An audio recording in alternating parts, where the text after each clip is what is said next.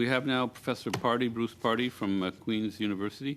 Professor Pardee, you have 5 minutes for your opening statement. Thank you. Thank you, Mr. Chair. If your objective was to prevent Canadian businesses from succeeding in the global economy, how would you do it? Here are some ideas. You could impose taxes on your businesses and consumers of a type that other nations do not have. You could create regulatory barriers that prevent projects from being built, while other countries with rich natural resources and terrible environmental records beat us to the punch. And while you're at it, you could sign on to international obligations that these other countries do not share. And finally, you could find a way to starve your primary industries of capital. And that's the idea that you are exploring here.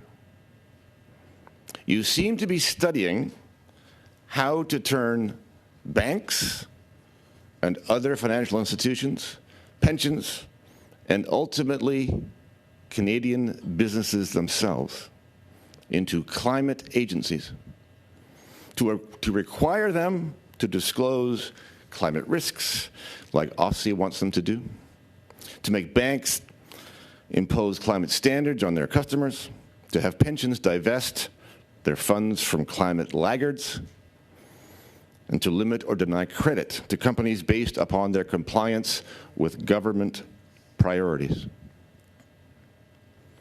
These are terrible ideas. If you really wanted to reduce global carbon emissions, here are the first 2 things you could do.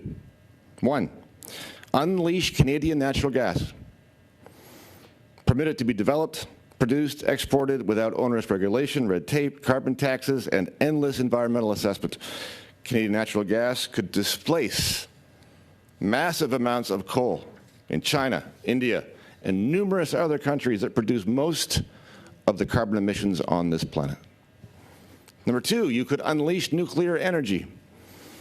Unlike solar power and wind power, nuclear power is an actual substitute for fossil fuels for generating electricity.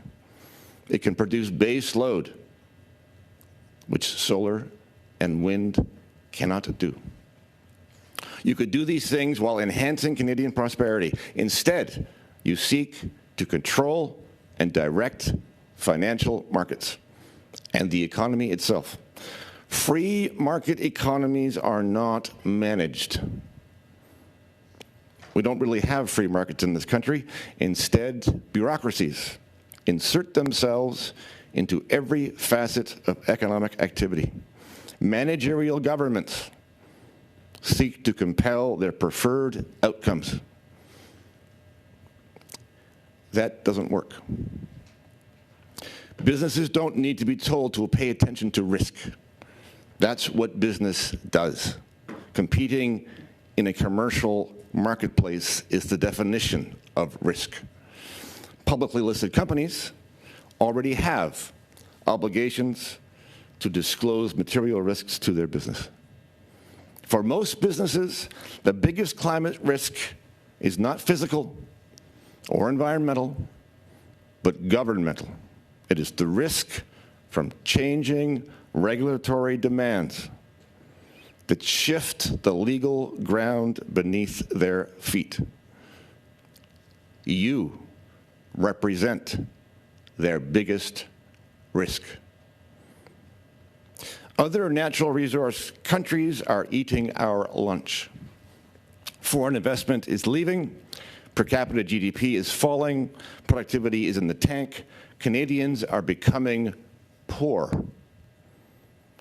Canadian prosperity is easily lost, we are seeing just how easy it can be.